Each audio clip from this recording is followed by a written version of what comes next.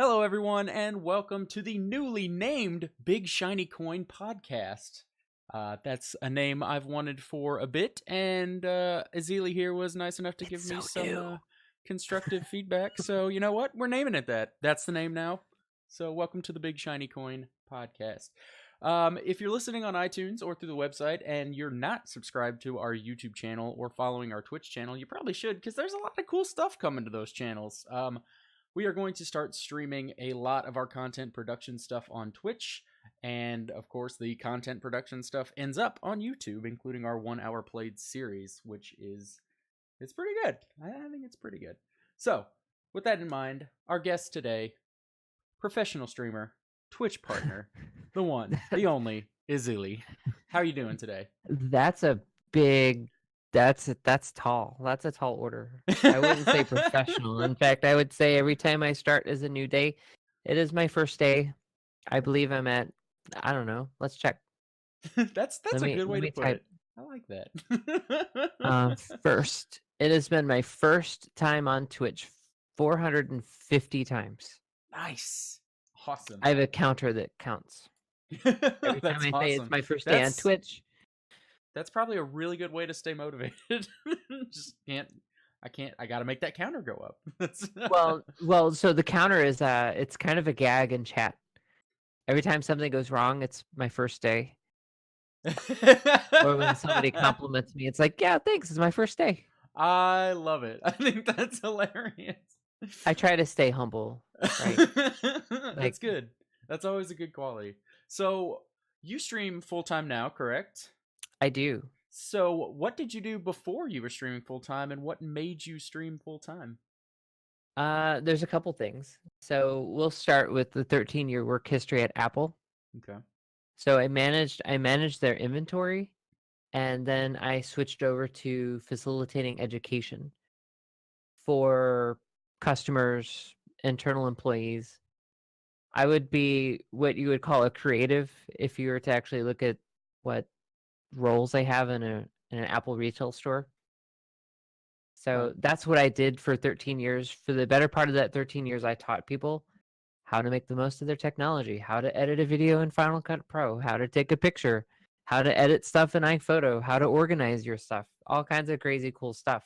That seems like strangely handy information to have for a certain other profession that happens on Twitch. Yes, actually, so a long time ago, it was all one to one, where it was myself and the person who is being educated or wanting to get information, whatnot. We'll just say customer, client, student, right? So that's very one on one interactive. And way back when, as a company, if you were in my role, the only way you would have validation was if you taught more personal training sessions, which would be one to one Gotcha. Okay. and not workshops. And then they slid it to where, oh, you guys could actually have valid education time when you teach a workshop. Gotcha. It's the workshop that got me a lot of the skills. Okay. So how did you start streaming on Twitch? What was your motivation, your inspiration? So, first of all, I hope you have a box of tissues. Oh boy. Oh boy. I'll grab one. uh, in 2015, my mother was diagnosed with stage 4 colon cancer. So I did turn to Twitch for just an outside. I just need to talk to people that aren't worried about my mother, Mhm. that aren't worried about me, that just know me as a name on a screen somewhere, and I could say hello, how are you, and not get overwhelmed with emotions. Which if I walked into work, it's like everybody's hugging, because it's a community, right? Right.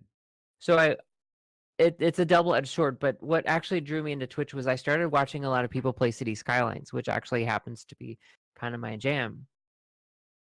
And those communities kind of changed to an extent where they weren't playing City Skylines, or what was super duper positive wasn't super duper positive anymore. that's kind of what sparked oh, well, let's build a community that I want to be a part of. Okay. And so it started with that. But the first game that I actually streamed was World of Warcraft. Gotcha. Good old WoW. Yeah, that's how I met the husband. There you go. Yeah, I played WoW for quite a while too. I had to quit cold turkey. One of my best friend from my hometown still, whenever he's alone with my computer for more than a few minutes, he will go to the Blizzard client and install World of Warcraft for me, and I'm like, stop it! I Yeah, please can't. don't. I don't need to be addicted. Right. I don't Exactly. need to be addicted again. So how did you go? So was it initially like a just a part time sort of after work sort of thing? Yeah. So when I actually started, I was doing the beta and the alpha and the beta test for Legion. Mm-hmm. And my class that I played all the time was a discipline priest. And anybody who knows about WoW knows that discipline priests usually become OP at some point in time in the expansion, just Mm-hmm. because a bubble, it takes most of the health, or it takes most of the damage away, because the priest's intellect is through the roof, or the crit. In some cases, Kata was crit based, is so OP where if you crit on it, you could absorb something that would normally kill your tank Mm-hmm. and just negate the whole issue. I was at BlizzCon in 2015. In the back, they have what's called a community amphitheater. Usually, is in a portion of wherever it. In 2015, it was on the ground floor. At 2016, it was on the top level. But they have a community amphitheater where they have devs kind of do like a, let's just circle the wagons and let's have a chat, right? Let's just Mm-hmm. have a chat on what, how are we doing? What do you guys give us feedback about our game? They brought up discipline priests, and I was like, oh, I just happen to play one really well. How you guys doing? Let's listen to this. Oh wait, you're a rester druid, you hate me. You're a pally, you hate me. Wow, all these people don't play discipline priest, and they're throwing some shade out there. Well, they actually started talking about what they were going to do for discipline priest. I was like, I tell you what, I'll record all my gameplay if you give me an alpha. And like, done. Oh, okay. So did you stream all of that too?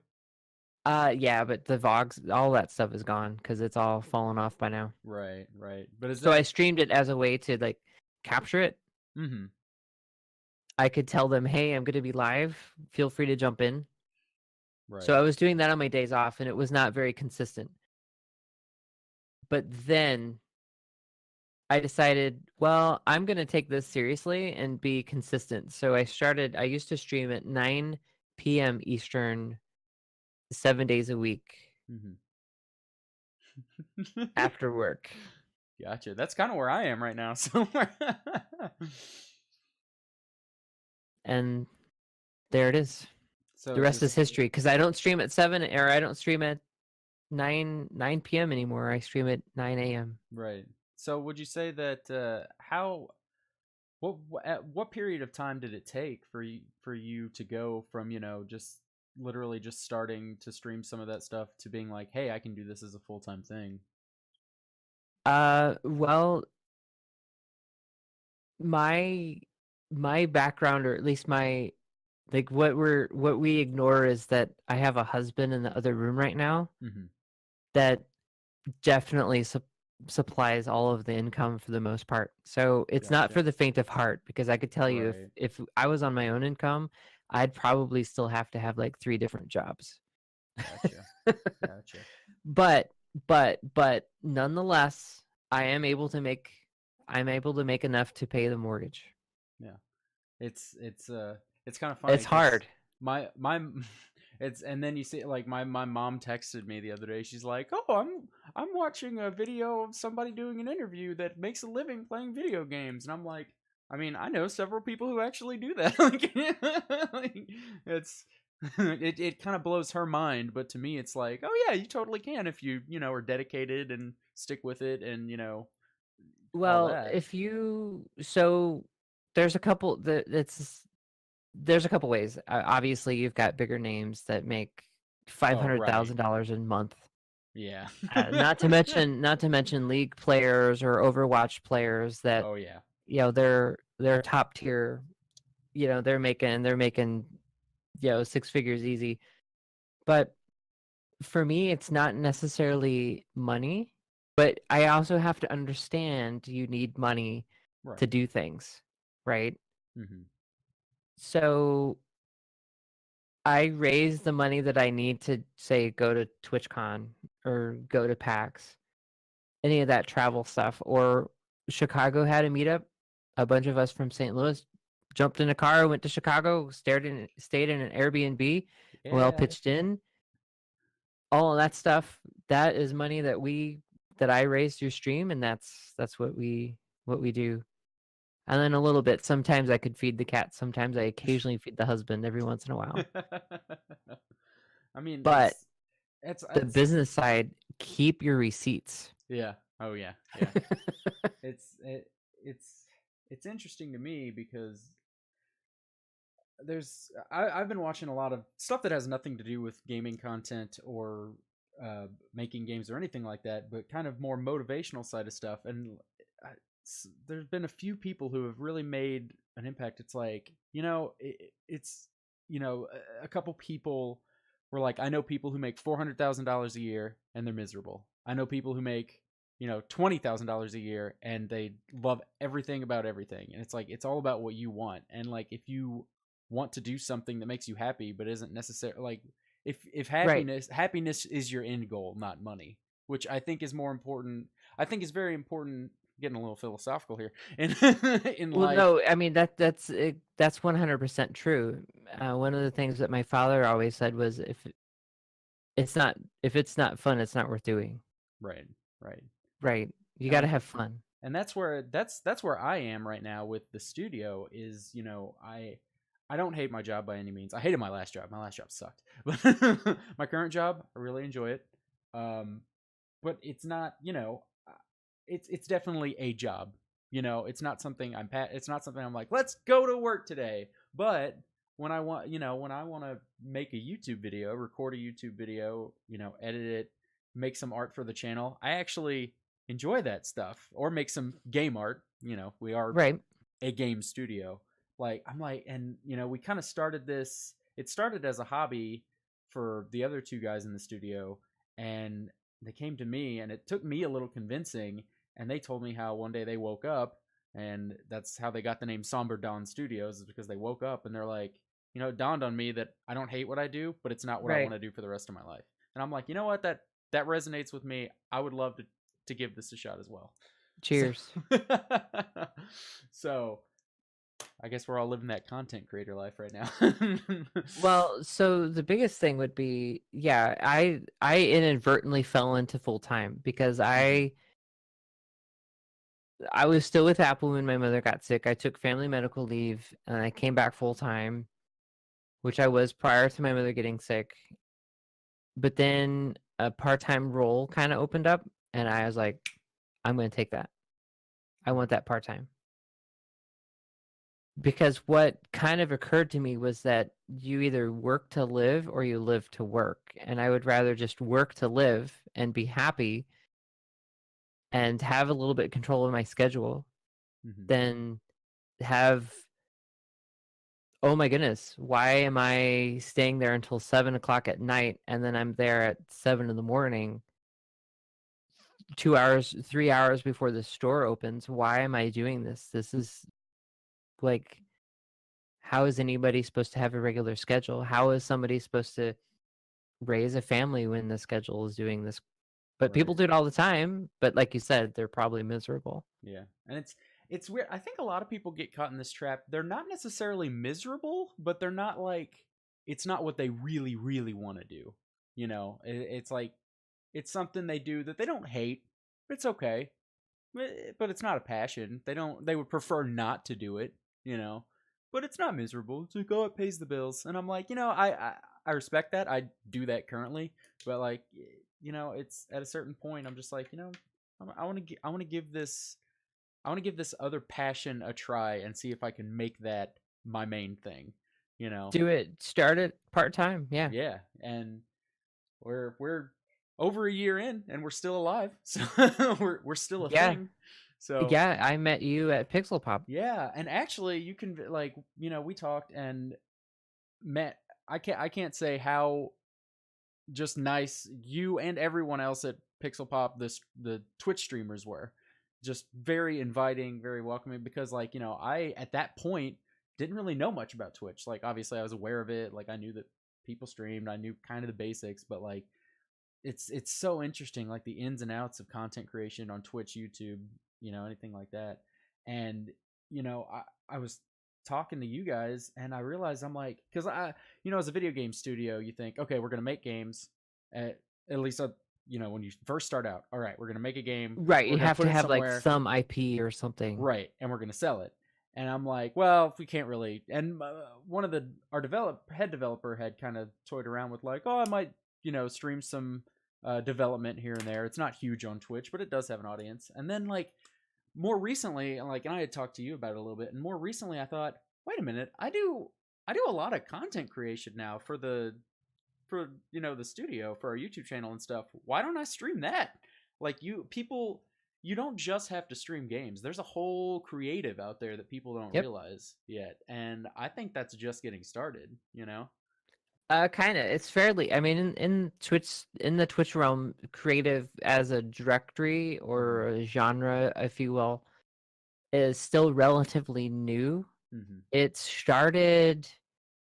It had just kind of really started in 2015. If we look at the Wikipedia, I'm sure it'll give us a date, but creative, because I remember a couple of creative streamers that I was completely blown away with what they were doing. Death Sculpt. Mm-hmm. I think it was a Hunter Wild raid.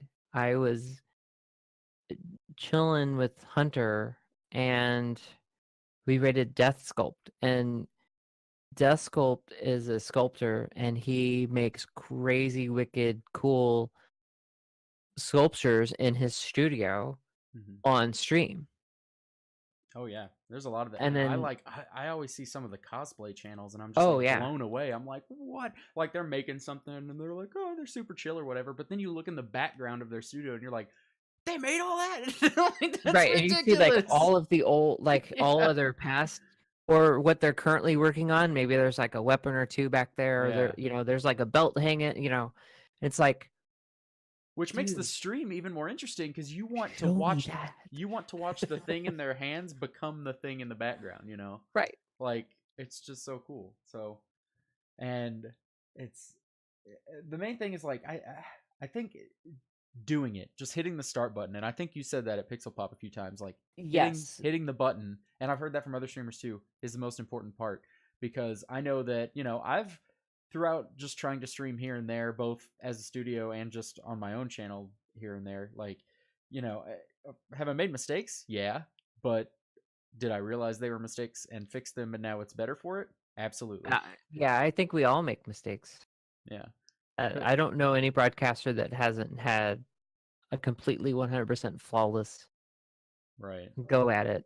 Yeah. I mean, I've been told I have a pretty Cinderella story for Twitch, or something like that, Mm-hmm. from and especially when I was going for partner, like, and it's I mean, you still make mistakes. I mean, Yeah. And I think that cripples a lot of people from starting.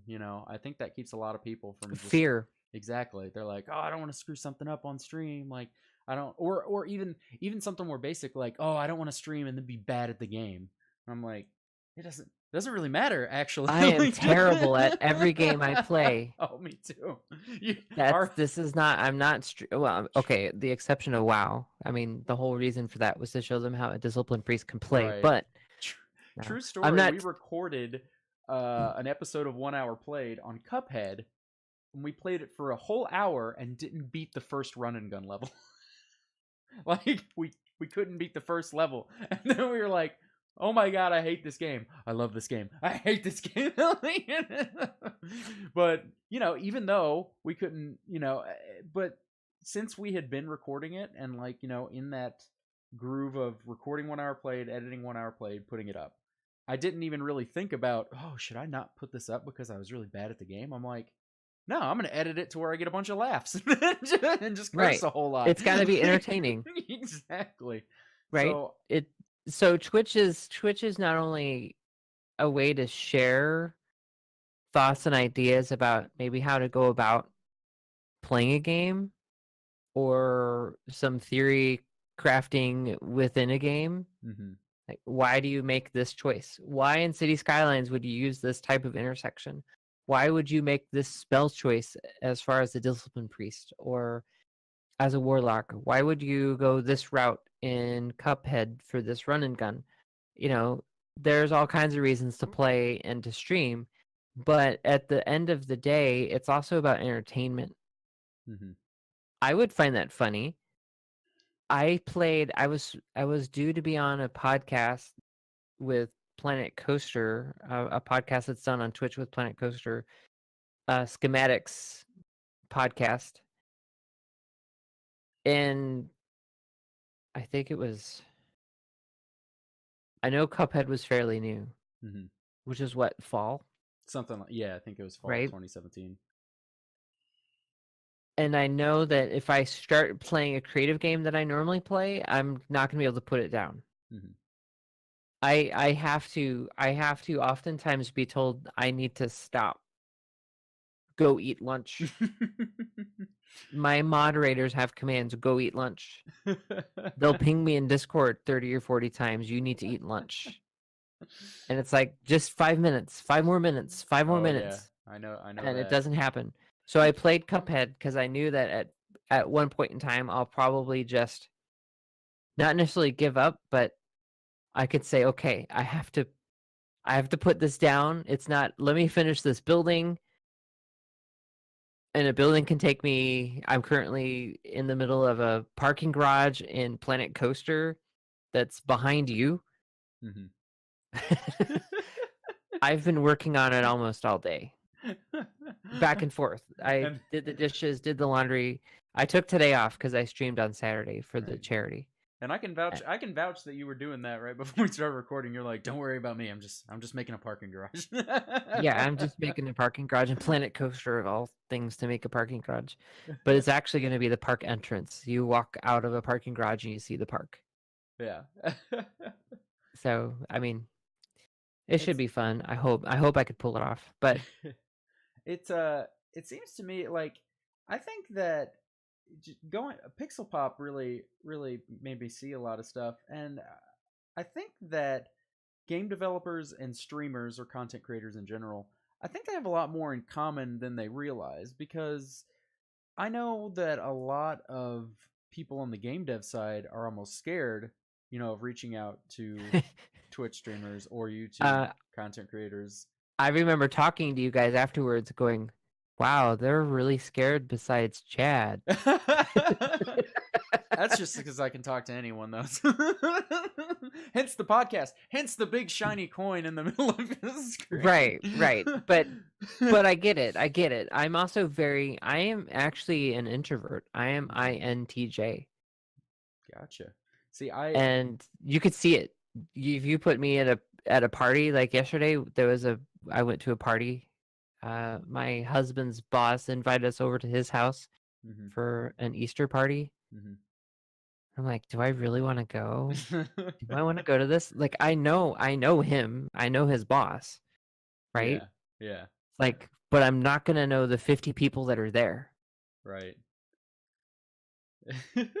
unless they talk to me. I didn't talk to them. I feel like I'm very strange in that regard, because at some point in my life I did a complete 180. Like through high school, I would stick with my close friends, not really talk to anybody else, like, all that. And then at one point in college, I played this game called Humans versus Zombies, which is basically a week-long game of tag. And all of a sudden, I'm like tagging people, like giving speeches in front of like 100 people at a time, and I'm like, oh my god, I'm actually kind of good at this. Like, I get what? I never thought I would be able to do this before, but that motivated me to kind of, it was very weird, because in the course of 1 week, I feel like my personality changed almost just like that. which does not happen. Like that is not Yeah. common. Like I You felt get really weird me. about it. Yep. Yeah, you get me at a Twitch function or like where there's a lot of video games going on, and it's like Yeah, I'm on it. in it, in it. But Right. it's. I feel like a lot of speaking from a game dev perspective and kind of just reading and seeing how they reach out to content creators, I feel like a lot of game devs just forget to be a human, you know? Like they reach out to, YouTube people or Twitch people and they want to be this like very professional, very, not come off as a weirdo, be very professional. I'm a business like but it comes off as disingenuous, I think, And to any of my fellow, I've met a lot of streamers, a lot of YouTubers since starting, and to my fellow game devs, I say relax. They are people, Well, as you can see. yeah, totally. Yeah, I mean, I've had issue, not like an issue, but I mean, I'm just floored that somebody would fangirl because I liked their tweet. I mean that happens, and it's not necessary. I'm still just me in a studio that streams to a bunch of people Right. that I love and adore each and every one of them. But I would say, yeah, sometimes game devs, not typically the ones that I deal with. I did have kind of a not a complete negative experience at PAX East, but I definitely won't give the game another thought the way whoever was handling the information at their booth.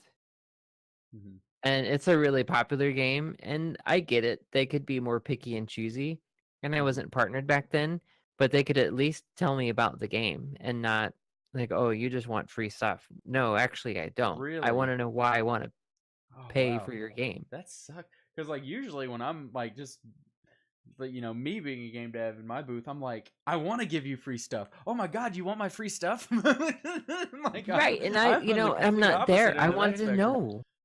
Like, why do I want to play this? even if that was the case, like, oh, you just want free stuff. I mean, yeah, you brought free stuff. Don't bring Well, free yeah, stuff if if you you're don't gonna want hand people to out want your something, free sure, I'll stuff. take it. Give it to the community. I'm not in it for me. I'm in it for just us, the community. Without the community, what's the point? I could just sit here all day and just play video Right, games and right. go have a part-time job that I like. Mm-hmm. Instead, I have a very full-time job that I really, really love that pays maybe part-time salary, but that's not the point. Right. This past weekend, I raised more money for charity than my taxable income of 2017 That's amazing. and That's that is changed the world. fantastic. I actually I was kicking around the idea the next time there's like a 24-hour stream. Like I said, we do our show 1 hour played, where we play a game for an hour and then give our first impressions review. I want to record 24 straight episodes of 1 hour played on a stream, and I want to Like as a consistent 24-hour stream. yeah, like for a charity stream. Like I would love to just record 24 straight episodes of that series and just go on the most wicked editing binge the week after. If you have more than one person there, I Yeah, would do it. And I yeah, would take it in shifts. That way you're at least someone is at least coherent enough to understand that it has been an hour. yeah. Oh, but it'll get real fun when I'm incoherent. That's then the Right, but fun if you begins. really want 24 hours of it, you're gonna want, Yeah. otherwise it'll be 1 hour played becomes 3 hour played and we didn't notice. uh, uh, I can't. Is that Flimfrost? Flimfrost in the chat says, as I said before in your channel, we would watch you sitting in the chair watching us. Now that's community right there. Like that's what it's about. Like, it's it's more than just I'm watching someone playing a video game. You know, that's really just the tip of the iceberg. You know, you're engaging with people. You know, you're being interactive. You're being a part of. It's like going to some like games were always more fun before streaming. Games were always more fun as a kid when you went over and sat on Yeah. someone's couch and played with them. Right. So now Right. it's just Yeah. a really, really big couch. Yes, yes. That actually, but that, I mean, that analogy also gets us in trouble when we start talking about like music and whatnot, which is Yeah. the biggest defense for me to play what I want to play versus what I can legally play or not play. Right. Right. But yeah, it's basically one big couch Yeah. and it's a party. I stream during the day for the United States, so I make sure that I'm work safe. I Mm. try not to play things that could be not really work safe. Although I did play Witcher 3, and they have some language in there. It's like just turn your turn it down a little I bit when I start actually talking to people. I'm not gonna cuss, but the game's gonna cuss. I watched you play Witcher 3 for just a sec at work, and I'm like, oh, I'm glad I have headphones in.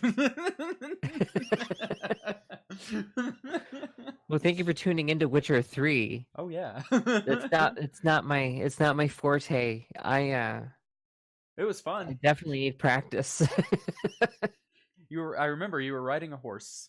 You were racing. You were racing somebody. I remember that. I've never Is actually there a played racing Witcher 3. scene in there? I don't think it was a particularly hard one. I think you started like racing, and then you're like, oh, I guess I won. Yeah, maybe. The last thing I remember is there was an island and I had to free a ghost spirit.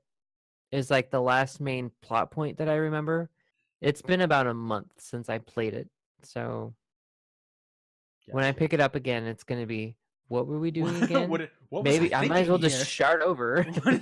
What have I done in this world? What am I doing here? I've destroyed so many people's lives. I feel terrible. Go on your Well, redemption tour in The Witcher 3. Yeah, well, despite what a Witcher is supposed to do in that game, I was too nice, I guess. Yeah.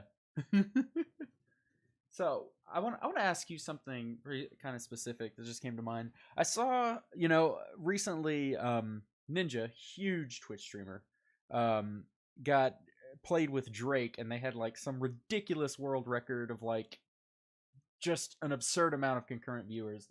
And I saw a couple of articles on Twitter where like Ninja did some follow-up interviews with some like media outlets or whatever. And I've never really watched him, but from what I can tell, people seem to think that he's a good representative of the Twitch community, which is nice because sometimes, especially on YouTube, the not so good people can blow up and take over. But And sometimes they come over to Twitch. yeah. But then I saw some articles that were like kind of he was just like doing some interviews, and he talked about, and he makes a ton of money on Twitch because he's one of the biggest names, especially since the Drake thing. And like I saw so many comments just like kind of bashing someone making a living from playing games, and I get it. Well, who was doing the bashing? This was just regular people? Yes, it wasn't.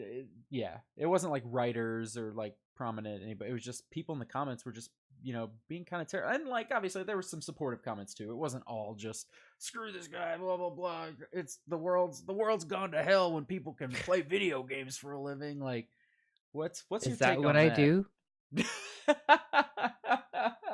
Like, is that honestly what I do? I don't know. I can't define what I do. Yeah, and like a lot of it really, in my opinion, just it came off as jealousy. A lot of these people, like, it seemed like there was this undertone of just like, man, I wish I could do that. But they were like angry about it because I don't know. Like, I get it, but it's weird. There seems to be this disconnect between streamers, YouTubers, and content creators, and like the traditional type of celebrity, right? People are pretty okay with like the football players and the Kardashians and all those people making a ton of money for doing what they do as entertainers, game show hosts, stuff like that. But those same people seem to have a big problem when Twitch streamers, who are essentially doing something very similar, just entertaining people in their own unique way, making any money. For some reason, it feels to me like they just don't think that you should be able to make money from that. Is that what do you think? Do you agree? Disagree? Well, let's put it in historical context. Mm-hmm. So, when did baseball start supplying a living to people? What, 19 teens? Yeah, something like that.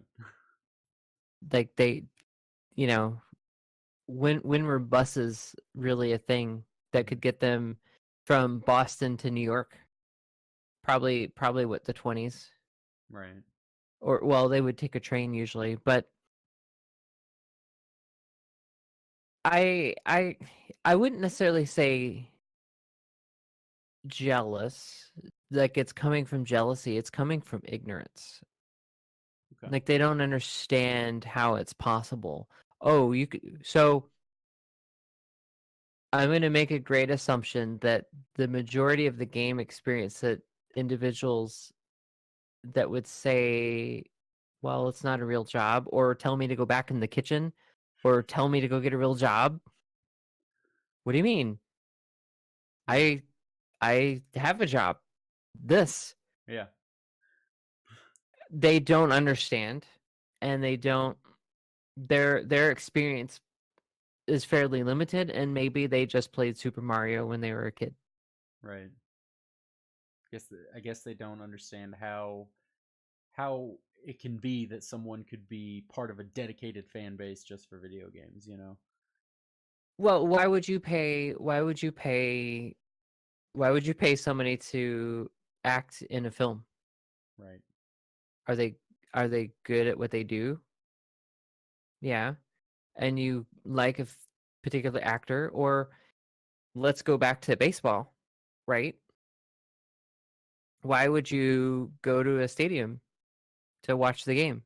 Do you enjoy it? There's a large part of the population that enjoys video games. I guarantee you that maybe a third of my chat might be able to tell you who plays on what sports team on a given notice. Mm-hmm. I live in St. Louis, one of the largest baseball towns and hockey towns, Schlafly. It's like I know that there are players, and I know that there's Yadier Molina, but I don't know anybody else at the moment. Right. I'm sure if I listen to the news, I could probably be like, oh yeah, I know that guy's a sports player athlete. Yeah. Like I respect what they do in their job, and it took a while for people at large to respect what athletes did Mm-hmm. when professional sports started. Like we're on the cutting edge of what's going to probably be the future of sports entertainment. As we go through research, and we'll probably find, oh, well, playing esports, playing video games causes you carpal tunnel. Well, not if you take care of your, hand. If you do that for 14 hours a day, of course. But if you mix it up with different input devices, I use a trackball most of the time. I have a Razer mouse and I have a vertical mouse. I have 3 different mice on my desk. I pick one up and I use it for the day. And it helps me keep moving my wrists. The biggest thing will be my left hand with the keyboard, but when I'm not moving the camera, I don't have my hand on the keyboard. Or I grab a controller and I play a game that has controller support, because then that's a different hand position. Whereas a professional athlete breaks their leg, or heaven forbid has concussions, Mm-hmm. right? And as we move to more safer things, we'll probably see less of that, although I don't think we're ever going to get, and it's not that we're esports versus real sports. It's, I think, as our generations start to grow up, there's going to be less people attending some events and more people attending others. Like, what is it? League of Legends has on average like 200 million people watching. Something ridiculous. Nuts. Yeah. Right. like at least a third of the United States population. Yeah. It's crazy. So do you think that over time it'll kind of become more of, more of a, I guess, normal quote unquote thing to more people? Yeah, because so people won a ton of money playing StarCraft, Mm-hmm. right? Playing other RTS, And I was cheering my player. head off for those StarCraft players at one point. Right, BlizzCon, dude. I went and I Yeah. watched the finals. It's Yeah. like that's the thing to do, right? Right. If you play video games. Mm-hmm. And I would imagine somebody who plays only sports is looking on the outside going, well, that's dumb. Why would I ever pay anybody to play video games? Why would you pay to go into the stadium? Yeah. Yeah. Why exactly like you said, why would you pay an actor? It's like it's I don't know, it's more than just watching someone play video games, it's the experience, and Right. which, is the exact same thing with going to, see a baseball game or something like that. It's more than just watching the game. You can do that at home. You can do that at a bar. You're Right. going for the experience, and I think that's what a lot of people miss. They just see the very top level, just this person is picking up a controller, playing and making money. Like it's that easy, and like that's it. But it's Oh, not. it's not that easy. Oh, yeah, I know. But I think once are there, I are there mean, they any good think are that there it's any good like I know there's a couple of I know Vice did a documentary about esports, but I heard it wasn't that great, or it wasn't entirely what I'm the not sure. Vice documentary. I'd have to go look it up. Yeah, I heard some mixed reviews about it. Are there any other like documentaries or There articles or was anything like that about there esports that are was really good? one. God, now I can't think of it. I'll have to look it up. But there was one that was talking about. There was a group of people in. I want to say it was Sweden or Finland, and they relocated to LA, and they had started esports culture in overseas, and they were part of League of Legends championship series.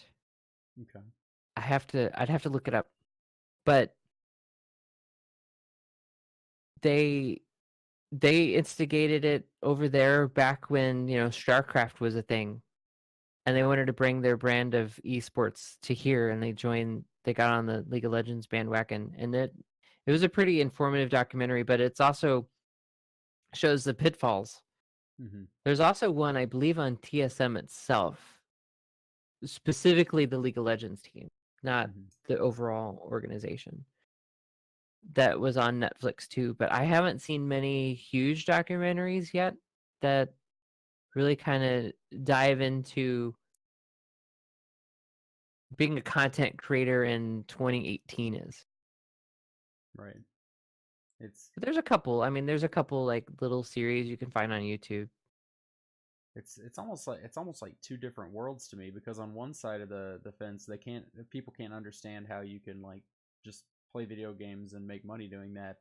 But on the other side of the fence, like, people like me and other people who love Twitch and YouTube, personalities, like, eh, we can't imagine that like not existing, like the communities and, all the content, and just being able to go to YouTube and look up a video about this like video game.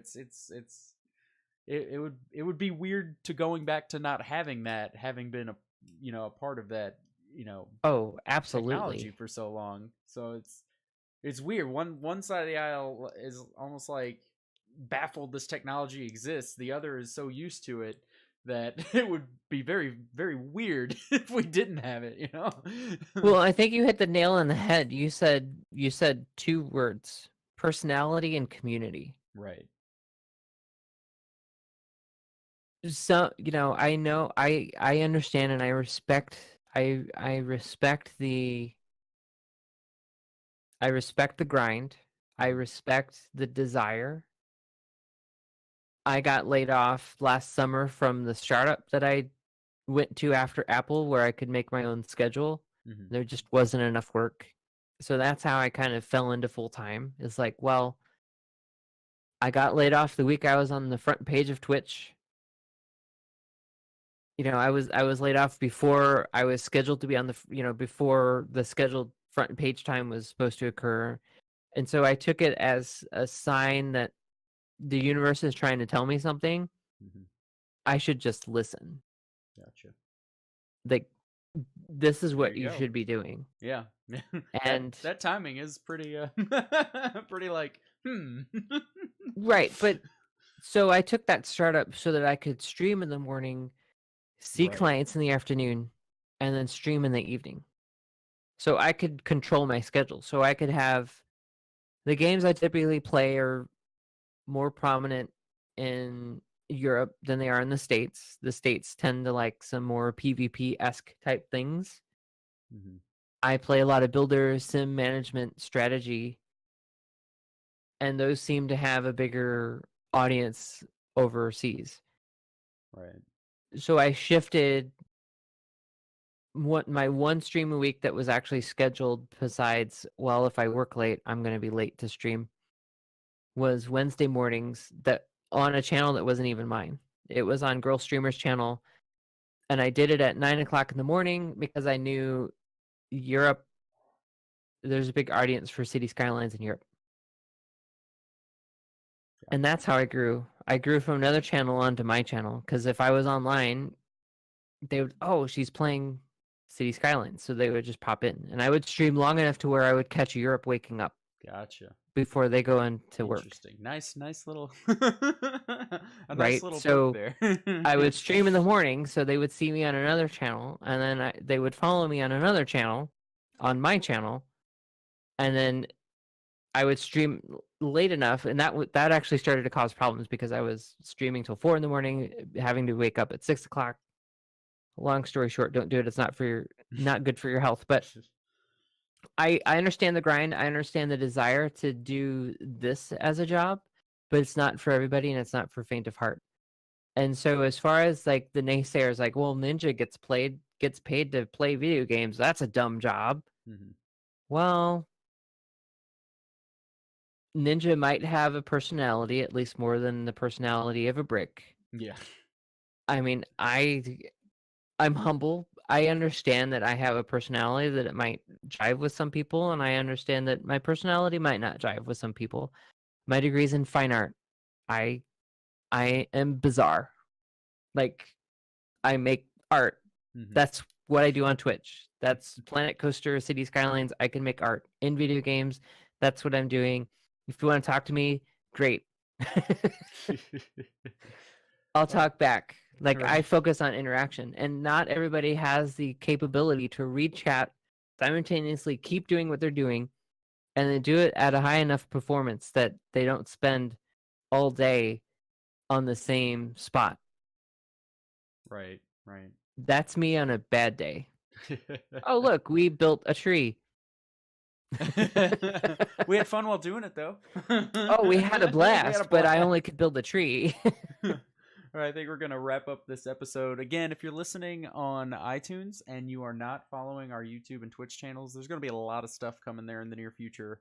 And there's already quite a few episodes of 1 Hour played up on the YouTube channel. I definitely want your feedback. Tell me what you like. Tell me what you don't like. Follow us on Twitch. Like I said, I'm going to be streaming a bunch of different content creation stuff, video editing, art, all sorts of stuff like that. Shout out to Flume-Frost and Red Sanja in the chat for hanging out with us and talking to us this whole time. And this has been the first episode of Big Shiny Coin. So thank you so much, Ezilii, for coming and chatting with us today. Oh, you're welcome. So we'll see you guys next time. Anytime. Bye, guys.